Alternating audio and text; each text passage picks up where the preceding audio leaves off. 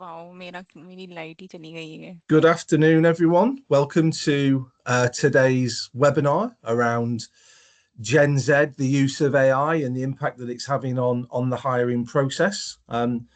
We're delighted to have guests on today from People Scout that are joining us as the experts to go through this topic.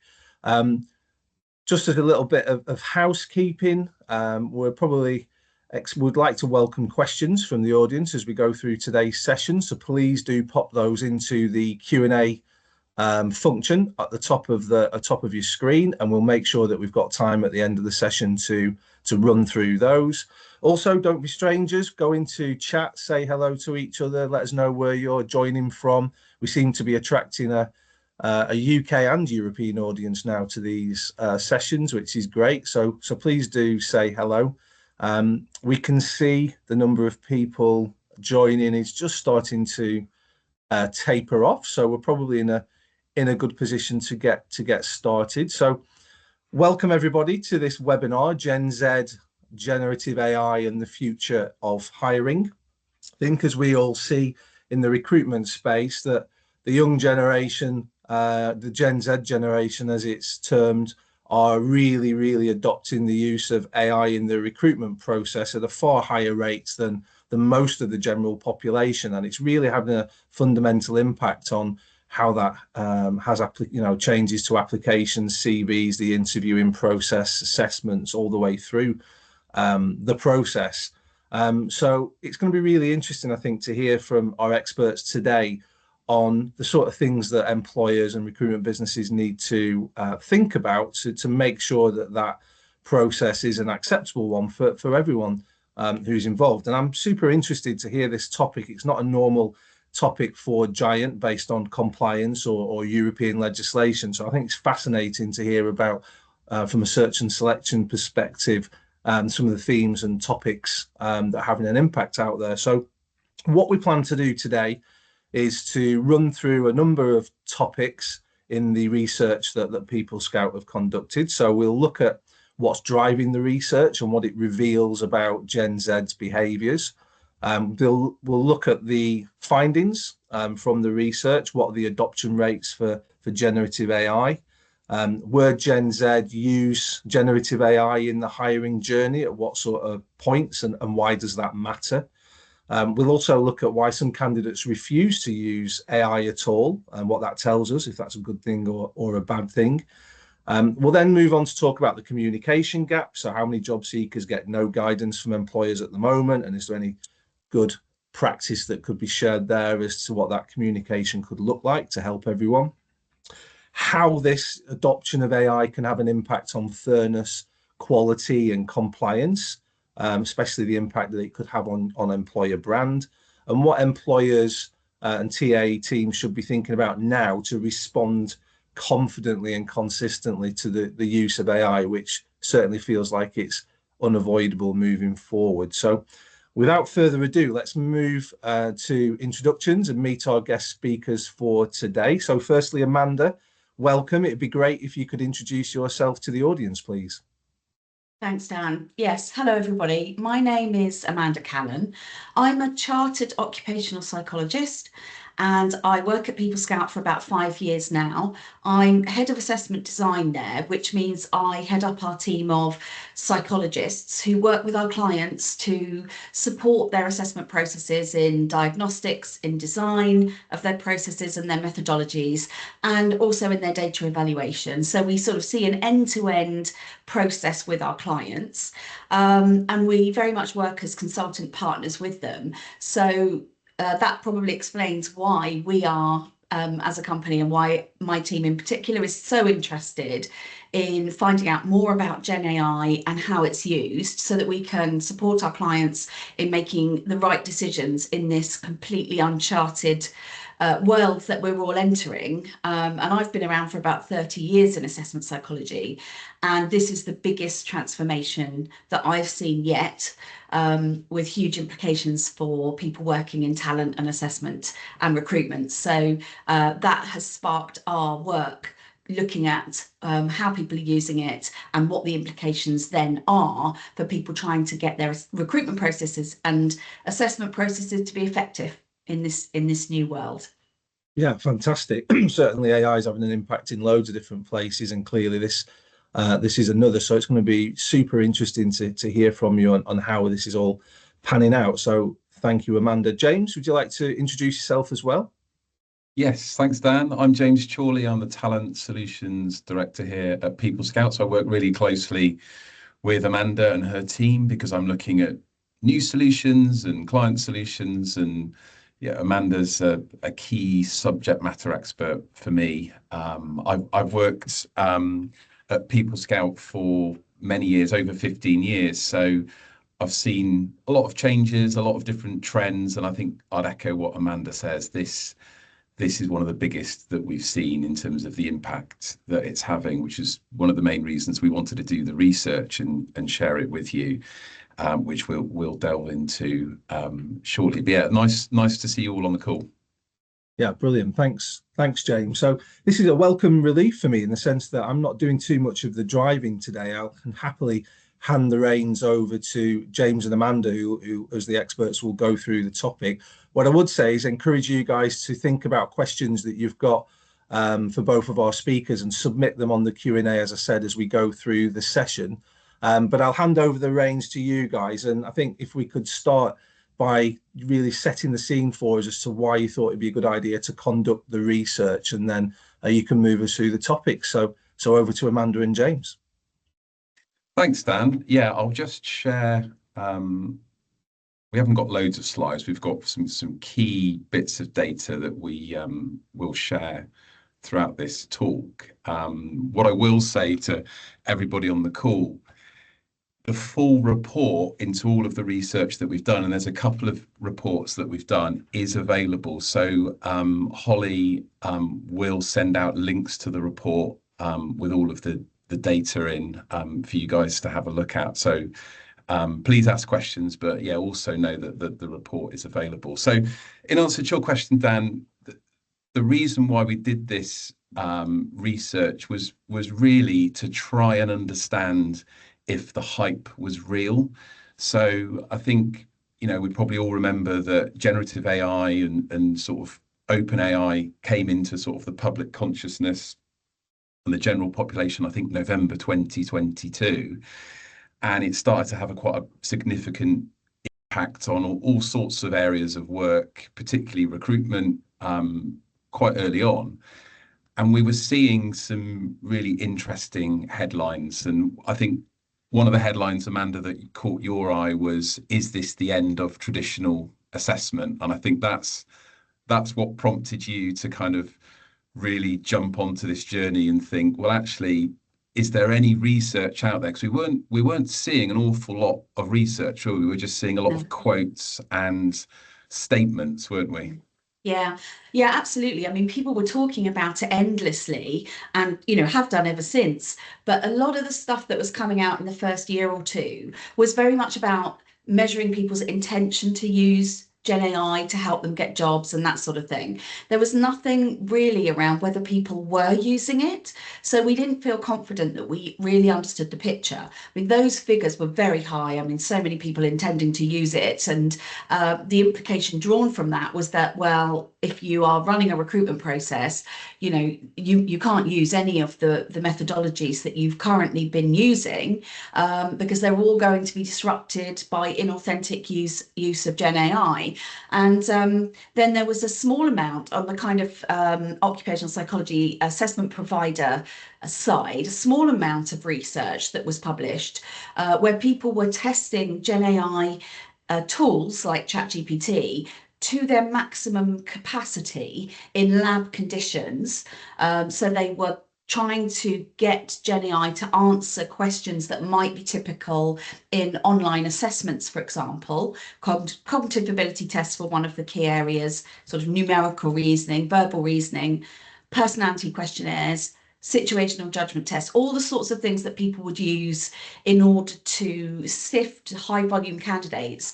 And the implication drawn from that research was that Gen AI was capable of answering a lot of questions as well as a human. And therefore, that was the basis for saying, well, that's the end then of being able to use these in your assessment processes.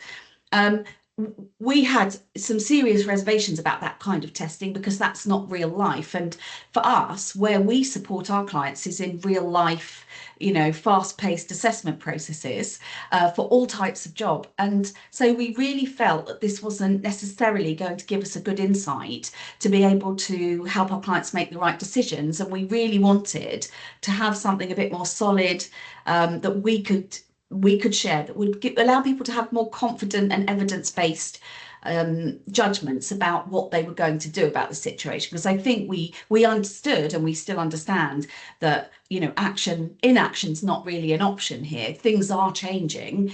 What we didn't know is how they were changing and how much. Yes, and when we started on this journey, which I think was spring of 2024, one of the things we wanted to understand was how many people are using AI when they start looking for a job. And then we started thinking about, well, did they use AI to help them get the job? And we actually did some research into the general population. So we surveyed people that had recently landed a job. This was last year. And we said, okay, you've recently landed a job. This was an anonymous survey in partnership with YouGov, general population. And we asked them, did they use AI at any point in their journey or throughout their journey to help them apply or get the job? And I'd be curious to know, if you want to just put in the chat what percentage of people of that general population you think said they did use AI either to help them, could it be to help them with their CV, could have been to help them with their search. I'd just be curious to know what the audience think. So just pop it in the chat what percentage of people you thought said that they used AI. So we surveyed these people last year and we surveyed them again this year. So Holly, I don't know if you're getting any responses from people, but it'd be interesting to see what they're all feeding through in the chat, James. If you go into the meeting chat at the top, you can see there's a whole range of different percentages. So I think I've gone lowest at 10%, and and then the next lowest after that is 40%, and everyone else is in their upper quartiles, 70-75%. Yeah, and I think, Amanda, we were kind of the view of at least 50%, weren't we? Yeah, absolutely. It's such a useful tool, and it had been out at that point almost 2 years. So I think we felt this is going to be something people are using. So in the first YouGov survey we did in the spring of 2024, Amanda, remind me what was that percentage of people? So the percentage of people who were using Gen AI at any point in their job search or application process across the general population was 6%. Yeah, I mean, that was pretty shocking for us. I think what it clearly meant was the hype was not matching reality. I think we have to remember it was the general population, so there would have been a real cross section of people in that survey, different walks of life, using different technologies, and we ran it again. I think March of this year, didn't we, Amanda? Can you remind me what the percentage was there? Yes, absolutely. Same kind of population, exactly the same question, using it at any point during the process. And that percentage was 18. Yeah. So one of the things that people have said to us is, well, AI is moving at such a pace. So, you're going to see this change, which it did. I mean, to go from 6% to 18%, on one level is a big jump in a year.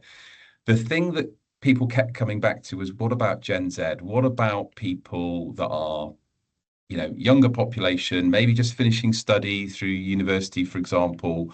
What is the percentage if you could categorize Gen Z as a different cohort? So we partnered with the University of Bristol and they were very keen to conduct a study with us. So we've been partnering with them since the summer and surveying their population of students who are now looking for jobs, looking for their first graduate job or internship. And we've done a couple of pieces of study to understand very similar pieces of research. How are they using it? Where are they using it? And that's some of the stuff that we're gonna share. But both reports are available. So we've got the YouGov report and we've got the University of Bristol report. So again, I'd welcome people on the chat to tell us what percentage of the Gen Z population from the University of Bristol do you think said they were using AI again at any point in their job search or throughout their application. So yeah, Dan, if you could, because I can't see the chat, if you could let me know if we've got any other numbers coming in. You've got people are flying in now. So you've got 55%, 75%, 40, 80, 70%. Yeah. Someone's gone 100%, Yeah. another 100%. So yeah, it's a range, but it's certainly above 50% as the average. So there's some very good guesses in there. So the number that we got from the university research was 69%, compared to the 18% of the general population. And I think, Amanda, on one hand, we weren't surprised. We were expecting this to be a higher number. These are people that probably a little bit more savvy with the adoption of AI. I think the university is starting to embrace AI. I think the university originally started pushing back. Now they're being a lot more open about how AI can be used. And I think, Amanda, possibly one of the surprises, and I know a few people on the chat have said 100%, you were quite surprised there's still 31% of people at Gen Z age not using AI, right? Yeah, I mean, that was a real surprise to me because we were only asking people who were actively applying for either an internship or a job. And, some of our people were applying for many jobs and having, known that people will have had several years to get used to it. My expectation was that even if they were only using it at one point, for example, to improve their CV, overall, we would look at a higher percentage than 69% of people using it, because 31% of that age group not using it is pretty significant. We felt when we saw this number, we were taken aback. We thought more people would be using it. Yeah, it's really interesting. So we're going to share, like I said, the report goes in, there was a lot of follow-up questions we asked in the research about how they're using it, whether it helped them get a job. So we're going to share some of that with you today. And obviously, if you've got questions, put it in the Q&A. We'll do our very best to answer. But I think one of the key things that Amanda and the team really wanted to understand was, okay, now that you've said you're using it, so we've got a big cohort of 69% of people that say, yes, we are using it. We wanted to know exactly how they're using it. We wanted to understand more about their behavior and the impacts of that behavior. So in short, Amanda, we kind of we put some different categories together, didn't we, in terms of how people are using it? Yeah, we did. We wanted to know exactly at what point, because the other element of the hype that we had noticed, and a lot of stuff that's written, tends to group the type of use and the reasons for that use all together. And if you're an employer or you're working in recruitment, you really need to know more about how people are using it, why they're using it, and what point of the process they're using it. Otherwise, you won't, be able to tailor your approach in the right ways, and you might be focusing on the wrong things. So we gave people a whole range of options of the points at which they might be using it. And then what we've got on this slide is, obviously we're talking only 69% only. It's a lot of people. 69% of our sample were using it. So this is the percentage out of that 69%, then re-benchmarking it at 100 to give us an idea of at what stage. And you can see from this that it's front loaded in a lot of ways. You've got people, most most people had used it for CVs and applications. They weren't exclusive. We were asking individual questions, so you could be using it at every stage. But 84% of people who were using it up front, improving their CVs, helping them to structure their application answers, improving their language, proofreading, that sort of thing. And also matching the skills that they have to the skills and requirements of the job better, so that it's clear how they match. And then you've got the 78% of people actually stepping back from that and using it before they even started that application process to do their research on companies, on the role they were applying for, and, you know, sort of spread their net widely for roles and internships that they could apply to. Once you sort of move down the funnel of recruitment to those kind of more high touch stages, we did see, and we have seen, that usage drops away quite sharply. And so only 18% of the people that were using Gen AI at any point were using it for the video or online interview stage, whether that was live or pre-recorded. And that would be sort of any help around that, whether that be practice questions, whether it be improving their answers through online coaching, whether it be actually using it during the interview itself. So all those options are in that 18%. So that was, again, you know, it's been really useful to us because it has challenged some of the assumptions that we had made, and I'm sure lots of people do make, about, you know, how many people are using it at different stages of recruitment. This was one of the areas that we know it can be really helpful to candidates for that practice, and that, you know, giving them examples of questions they might be asked and building up confidence. Yet only 18% of our sample were using it. And then on the side of which the hype had been noisiest was about, you've got to chuck out all of your psychometric online tests.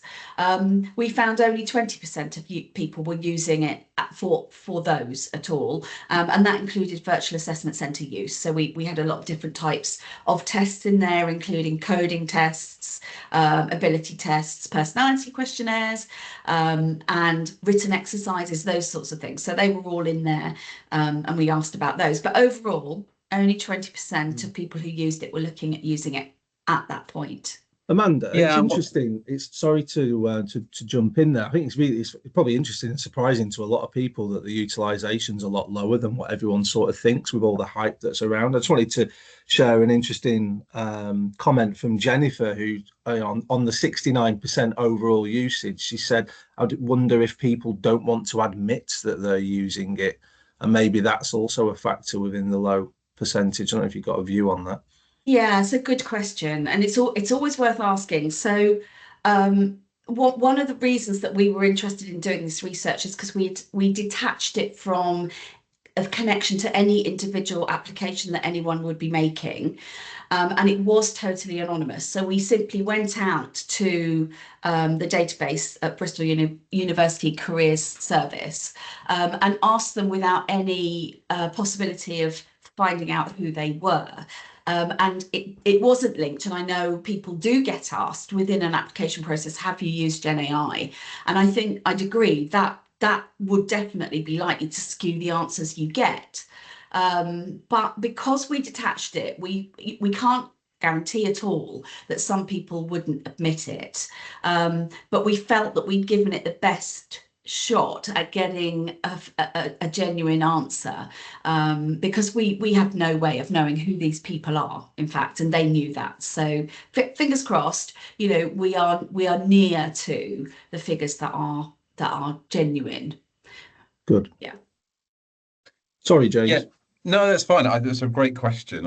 I was going to say the other thing, Amanda, in this data is we also asked about auto applying, didn't we? One of the Yes. pieces of hype that we see, particularly as you know, we're a provider of recruitment solutions, is, am I seeing a much higher number of applications because people are using AI or some sort of AI bot to auto apply for jobs en masse? And we did ask that, and it was a very, very low percentage, wasn't it, within this category? I can't remember the exact percentage, but it It's was 4% or something like that. It yeah, was very, very 4%. low. Yeah. Yeah.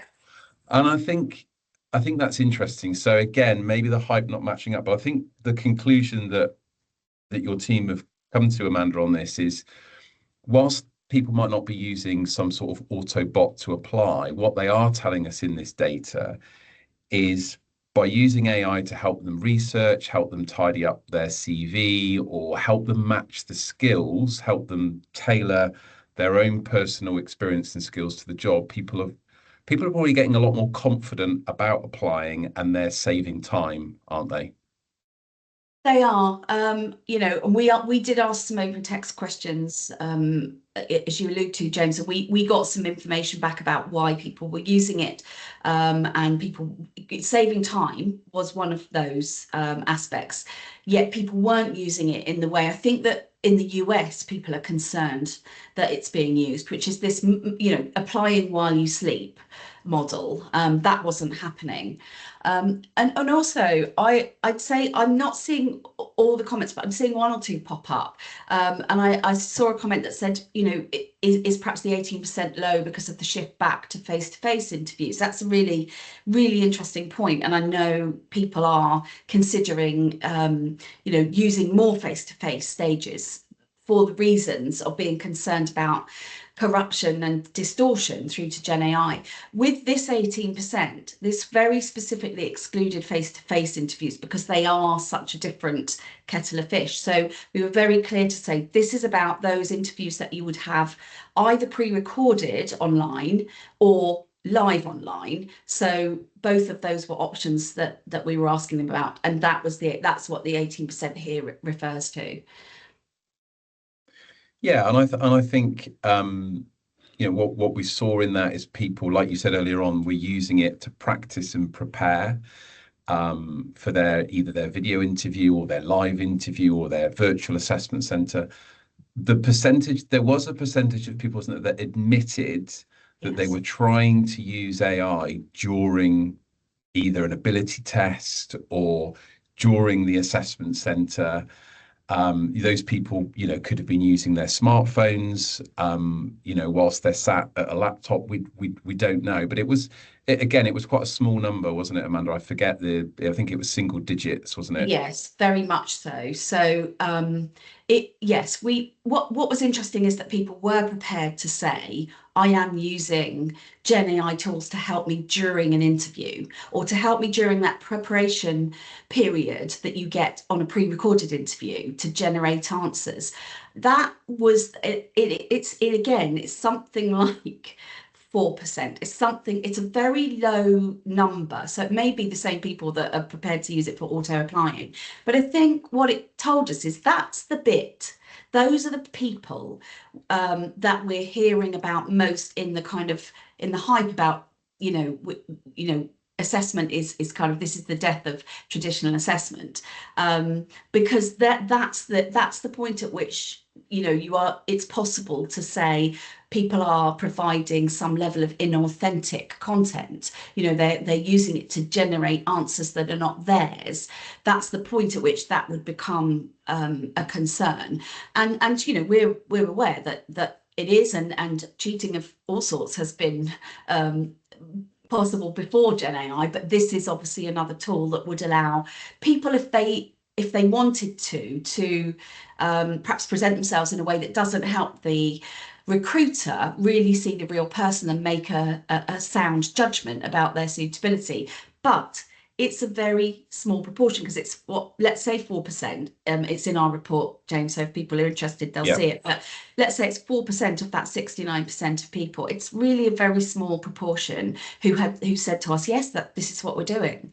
And most of the other usage is around that ways in which that perhaps employers would like to encourage people to use it to level playing fields and get the kind of help with presenting themselves to their best, so that they stand the best chance of getting through to the later stages if they're suited to the job. So that, I think, is in some ways puts it gives a reality check to the to the anxiety that some people have, that everybody's using it to deceive and to get themselves unfairly through to later stages of assessment or even to be hired. And yet I think what not be I think what it right. does do, Amanda, is it shines a real spotlight on any recruitment process that's purely reliant on a written application or a CV screen. So, you know, a lot of people are using it for their CVs or their written part of the application. We think that most people are using it in a responsible way. They're just using it to help tailor. But if you have no other form of assessment, then I guess it could open you up to you know, candidates who've maybe been a little bit fanciful with the truth. I mean, again, our research says most people seem to be using it in a responsible way. And then for this group, Amanda, we did then ask them, did it help? Did it actually help with your application? I think the vast majority of people said it either helped a great deal or it helped a little bit. There were very few people that said it didn't help. I think most people now are saying that yes, it's very helpful for me to use AI either in preparing my application or practicing for my application. That's right. Yeah, we just asked them, did it help you, do you think, get your job? We had a sort of 1% or so of people who felt it was the reason they got the job. And then most people were saying, actually, it was a useful tool. A few people didn't find it useful, but yeah, most did. Just to add as So well, I think there's a couple of excuse me, a couple of interesting comments from Claire as well as you guys were speaking there. Just to share with everyone, she was saying that there's obviously a lot of negative press about AI being potentially cheating. So maybe the attitudes of the older generation are impacting here. There's a, you know, but I think you were balanced in what you said in that there'll be some employers who actually encourage the usage of it because at the end of the day, the tool's available once you've taken the job, not just whilst you're looking. So wouldn't you want to hire people that could take advantage of the technology? And then another comment from Claire, does AI change the likelihood of people embellishing their CVs? Hasn't it always been the case as long as CVs have been a thing? So it's just another tool that's available to people, just like a Google search is, I suppose.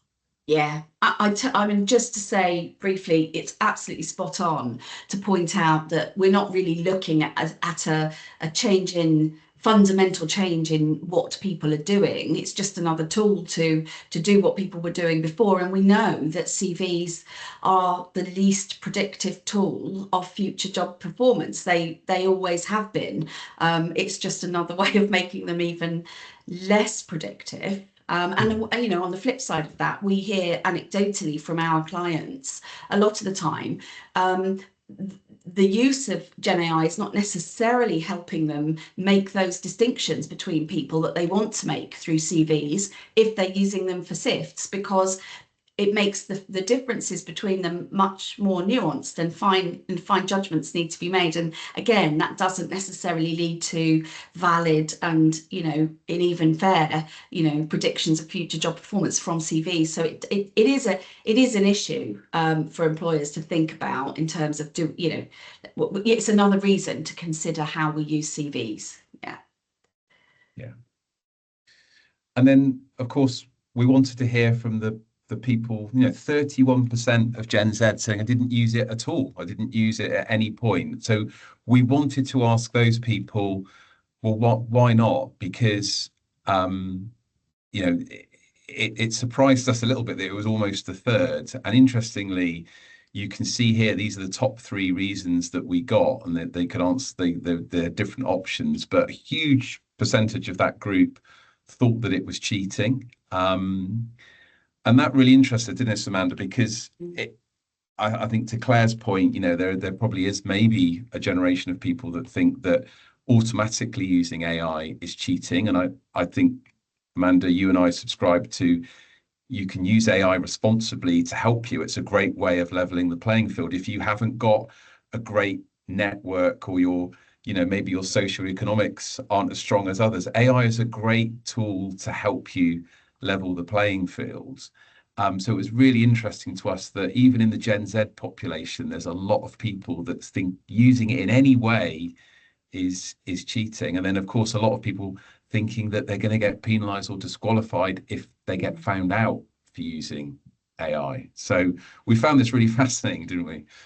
We really did, because it's not like it's 2%. It's a big chunk of people who are not using the same tools within an application process as their fellow applicants. And so, understanding both groups is really important, and shows you why you have to dig beneath the surface on this to actually work out what's going on and work out what you need to be doing to support your candidates so you get the best field to choose from, and you're not excluding some people because they're not using AI to improve the presentation of their CV, which is, I think most of us would think was a perfectly legitimate and helpful thing to do. So, and I think these are the top three, as you say, and some of these, 85% of that group saying this is cheating. I don't want to do it. And I'm sure there's messaging, within that is feeding through to some of those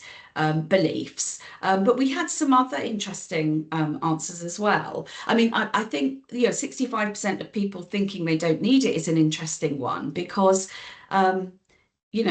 that I'm not sure anyone's monitoring whether they need it or not, and they might not, but they might. And so this is quite a big chunk of people then choosing not to use it, not to access its ability to improve what they're doing. And maybe you're falling slightly behind those people that are, in terms of how are they being evaluated. But we had a lot of people actually in our open text boxes for this, so small percentage, but talking about the concerns they had about the environmental impact of Gen AI and data centres, and making a conscientious moral choice not to contribute to that impact on the climate. So, and again, that was for us news, and perhaps it shouldn't have been.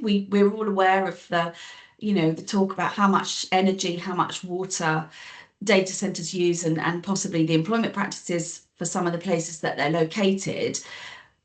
But people were telling us, this is not an option you've given us to tick, but this is a concern for us. So when we go out again, we will be asking about that. So there was a real range of the reasons that people weren't using Gen AI.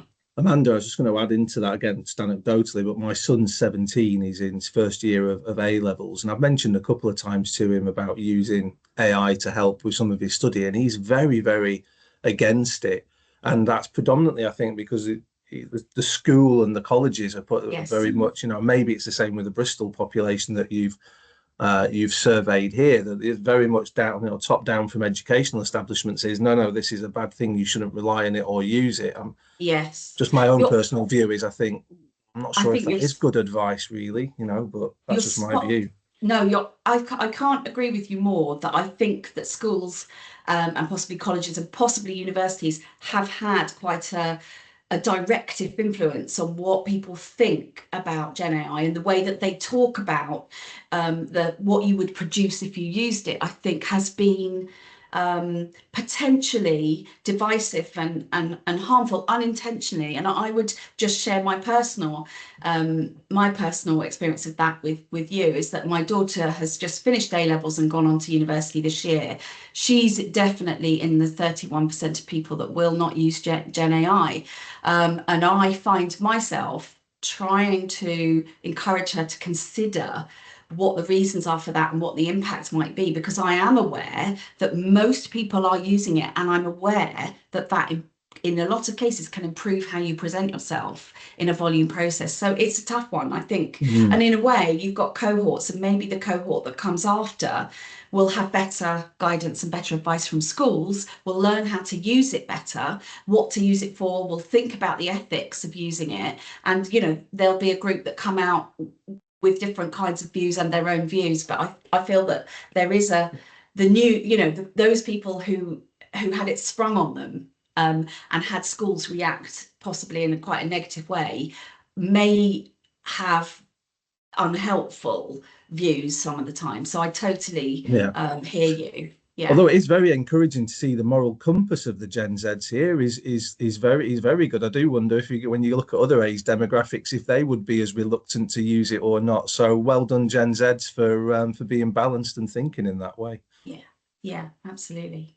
So I want people to remember the. I will move on this slide in it, but the number that I want you to think about is the 75% of people not using it because they fear for being disqualified from the process. And what Amanda and your team were really keen to understand is communication. So in this set of research, what we did with these candidates is said, okay, what communication were you getting from your potential employer around your use of AI or their stance on AI? And this was fascinating. So what this research told us is that the candidates themselves were not getting clear advice. So bear in mind, these people are applying for multiple jobs, so lots of different jobs.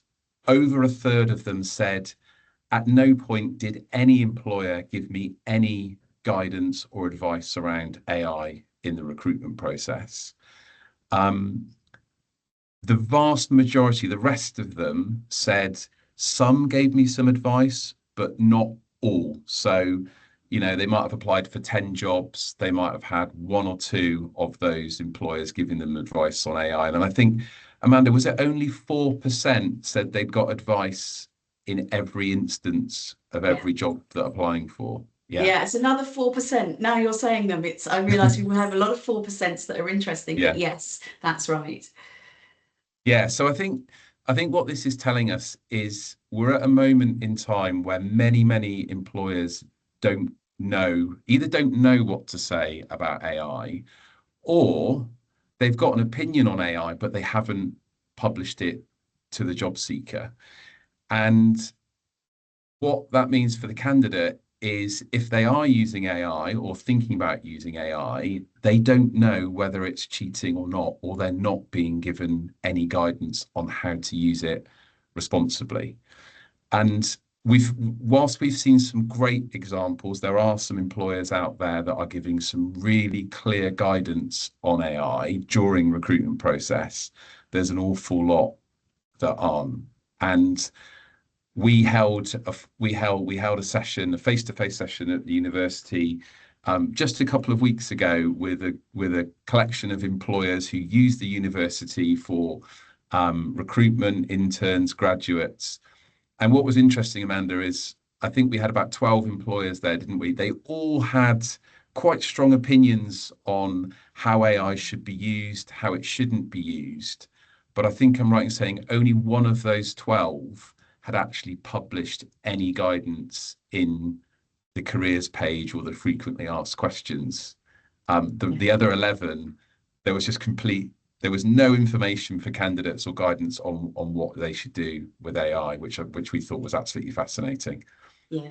Yeah. Again, another surprising situation where people have thought about it. Organisations do have views, but have not then put that into their communication with their applicants. And it helps to explain why people have such a varied set of reasons for not using it, because they are getting very little guidance across their field of applications. And it shows why it's so important to be clear about how you expect people to use it and what's okay.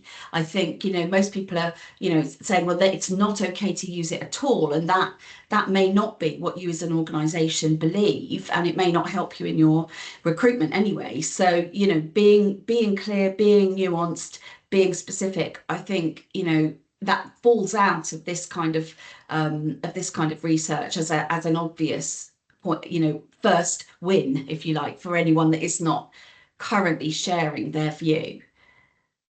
And I guess the thing to remember, there's no right or wrong answer. Each organisation will have its own thoughts. It may even have its own policy on AI, and that's fine. We can't tell employers what they should or what they shouldn't do. But the worst thing they can do is not communicate anything at all. Just leave it as a void for the candidates to make up their own mind. So one of the things that we did off the back of that session is we've pulled together, I guess it's a PDF really of just some things for employers to think about. So, you know, if you're not communicating to your candidates around your use of AI, here are some of the things you might want to think about before you publish any communication. And again, that's available. We can send the report for this. We can also send the PDF guidance as well, because one of the missions that we're on, Amanda, is to try and, you know, get that message out there to help employers understand, you know, even if you don't want people to use AI at all, that's fine, but you at least need to communicate what your stance is, because we feel that the majority of people, if they're given advice, they will follow what they're being given. There will always be a minority of people that will bend the rules regardless of what they've been told. But I think the worst thing is when they get told nothing and then they just have to guess what they think is right and what they think is wrong. Yeah, it's really interesting. There's a couple of questions in the chat I just wanted to pull out whilst we're on this topic. Is it helpful? So this is from Emily. Is it helpful in a job advert to say if the employer plans to use AI to sift through the CVs? So it's the reverse way.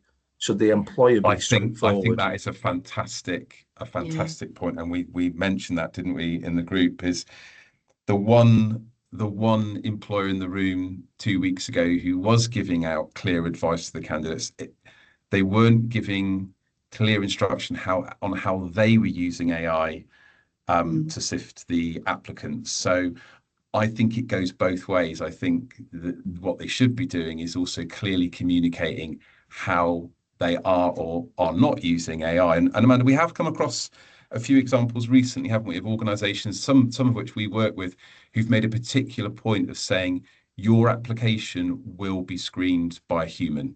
Yes, and again, I'm not saying that's necessarily a right or a wrong answer, but some employers are starting to be a little bit more upfront with candidates about what they're doing.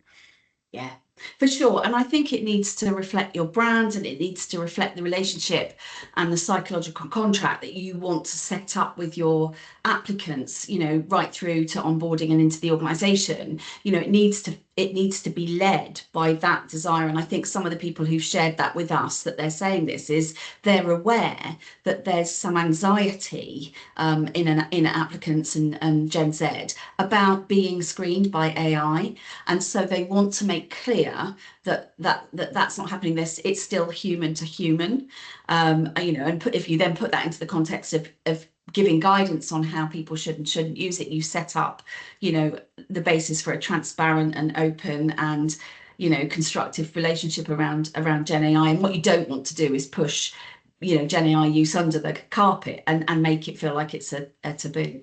So that's, you know, that policy and that human side of your brand needs to be fed through into what you're then saying about your recruitment and your applicants. Yeah, gives you an opportunity to leverage that for sure, doesn't it? And then there's just a comment from Jennifer. Do you have any of those employers that are giving good guidance on the use of AI, so we can have a look to see what best practice looks like? It sounded like you've got that PDF kind of covers that. So I think the guys are saying they'd love you to share that with them. I will. I have got 3 examples that I have shared with the PDF. So one is a local government, which I thought had some really good guidance. There's a graduate recruiter, and then there's, I think, a technology recruiter who they're just 3 kind of random examples that I picked out, which I all thought in their own right were giving some really good advice. So they were going as far as saying, here's some examples of how you should use it and how it will help you. Here are some examples of where we wouldn't expect you to use AI. And I just think it was incredibly useful. The only criticism I would have of those examples when I share them is to the point I think Emily just made, is you know, be clear about how they're using AI on the candidates. But also some of them were really buried. So you had to go into the career page, you had to go into the FAQs, you had to really burrow down to find it. It wasn't always obvious, but I will definitely share what I can with anyone who's interested. Yeah. And just to back up that point, James, is that it's, you want to make sure you're communicating how people should use AI at each stage of your process, because it will be different for different stages. And so you do have to put it front of center. It doesn't have to be lengthy, but just that guidance, because if you just put it on your FAQs and direct your candidates to it, they're going to forget it as they go through the process. They're going to, it's going to get overlaid with other information they've been given from other employers. So just, we'd always recommend you make sure you guide your candidates through in terms of what you expect from them and also how you'll be using it. Very good. Just a reminder to the audience, we're coming into the last 10 minutes. So if you have got any burning questions, please do put them through for Amanda and James to cover once they've just finished going through the report. Well, yeah, I mean, to be honest, Dan, that was our last slide. So, well, good timing then. Great timing. So, like I said, there is a whole heap of data which is in the report, which obviously people can get their hands on. Both the Gen Z report and the YouGov report is available along with the PDF and the examples. So I think what we wanted to do today was probably land some of the key points. And I think the summary that we would give from an assessment point of view, Amanda, is this is going to change. So one of the things that we want to do is keep doing the research, because the adoption of AI will continue. People will get more comfortable with it. The AI will get better. So this isn't a one-off report. We will be doing more research, more report, and I think we'll see these numbers change over time. But Amanda, from a best practice point of view, I think the thing that you've learned in this process is, whilst there will be some candidates that will try and bend the rules, I think the message that we would give people is if you're following best practice, there is still an excellent chance that you will get the right candidate at the end of the process. Yeah, for sure. And best practice says that your assessment and your interviews will be based around up to date and accurate and well-defined criteria that are linked to success in the role. And that's where you start. And I think then you can help people and guide people, your candidates, to do their best. And that's always been the guide to employers, is make sure your candidates can show their best side. That's not inauthentic, but you want those people to be able to come forward in the application process, because that gives you the best chance of finding the right hire or hires for you. So absolutely, best practice principles I still apply in this new world that we're now in. AI is just another tool. You still need the human decision making, the human oversight, the human judgment. But we can all use the tools to be quicker, more effective, and present ourselves better and make better judgments. So that capacity will change over time. So, and the other thing is, there's no one size fits all. I think James has alluded to this really in terms of communication. It has to be right for you and your applicant pool and your roles and your brands. And so, just taking the time to work out where you are and how, your pool would use Gen AI, how you want to talk to them about it. That's the point at which you need to start if you're not some way down that road already. Yeah, absolutely fascinating, guys. There's a couple of questions that have come through, which we can cover in the last 6 or 7 minutes or so. So there was one earlier from Varsha, who was just asking whether or not interviewers could leverage AI tools to identify fraudulent behavior, or would a focus on psychological knowledge and emotional intelligence be more effective? So I think kind of trying to get under the skin here, is there anything that can be used by an interviewer to see, if someone's cheating the test, cheating the interview as such, or if there are other strategies to try and identify that? Maybe one for you, Amanda. It's a really good question, and one that probably needs quite a lot of thought. We hear anecdotally, employers say, I'm certain that the person was using Gen AI during the process of interviewing, or, at some point in the application process. We we, hear concerns that means that they are using it inauthentically. But what we know is that there's no tool out there at the moment that can really identify use for sure. So you've got a big margin of error if you are trying to use some of the tools that say they can spot Gen AI use. But I think the more important question, James, for us is the question is how people are using it. There are good ways to use it. There are responsible and effective ways to use it that can look like Gen AI use during an interview, and there are inauthentic, disruptive and unhelpful ways to use it that can also look like Gen AI use in an interview. So, it's a difficult place to be in, but you have to think about, all those questions about, do I think it's wrong to use it at all? If I do, how am I going to communicate? If you have concerns that someone is using it in an authentic way, do you have, and I think this is, alludes to what James was saying about best practice, it's best practice to assess criteria more than once during a process and in more than one way. So if you're assessing somebody's team working skills in an interview, you really want to be doing that in another way with direct observation if you can in an assessment centre or a role play. So you get a kind of calibration of points at which they could have used Gen AI and points at which they couldn't. So you can have some evidence for your concerns. But we would, I think, probably caution against, possibly some of the tools that people would like us to buy being the answer to that, because we've not yet seen one that has a solid basis for the evidence of being able to tell bad use and good use.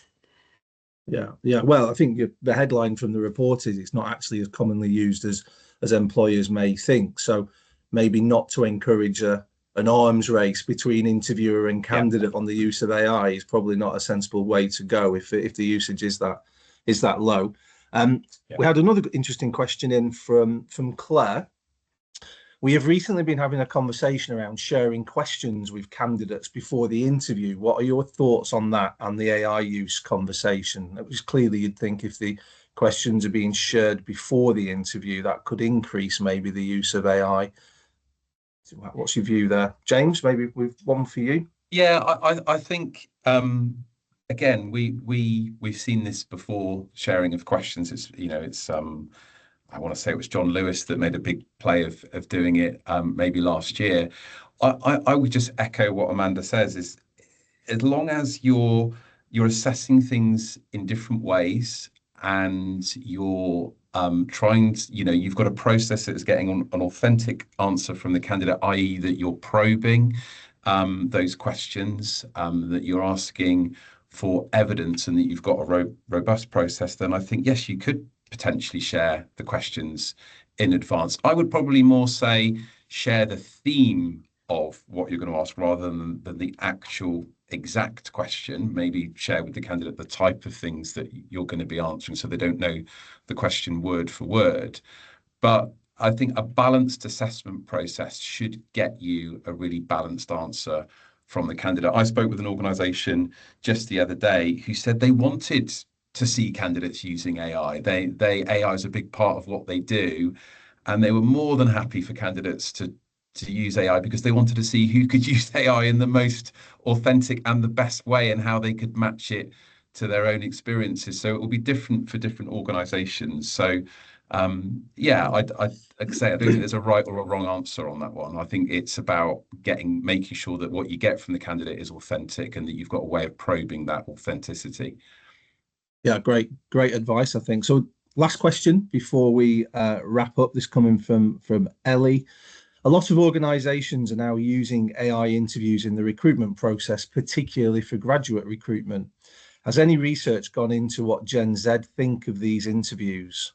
For example, would they be put off applying if they knew they had to do an AI interview, or do they view them positively? Which I think is a very, very interesting question, given the research that you've done and some of the objections that some of the Gen Z guys have had. Yeah.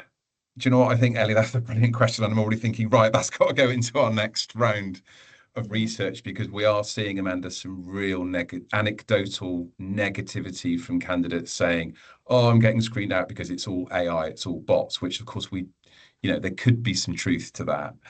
But I think that's definitely one question we could add into the future for sure. Yeah. Absolutely. I mean, I think I haven't seen any research yet on that, but it's a really important area to look at. So yeah, definitely we will start to look at that. Fantastic. Well, timing there was spot on. We've hit the hour. Just at the end of questions. Thank you, Amanda. Thank you, James, for your insight. We could see from the engagement there from the guys that they've really enjoyed that session, and certainly would appreciate the follow-up information, the research, and any of those other items that you could share. So thank you very much. Thank you to the audience for joining us. We're delighted that you enjoyed today's session. We'll follow up with a recording and the contact details for James and Amanda. And if you want to continue the conversation, then reach out. And just goes for me to say, enjoy the rest of your afternoon, and we look forward to seeing you on the next one. Thank you. Thanks, Dan. Thanks, everyone. Yeah, thank you.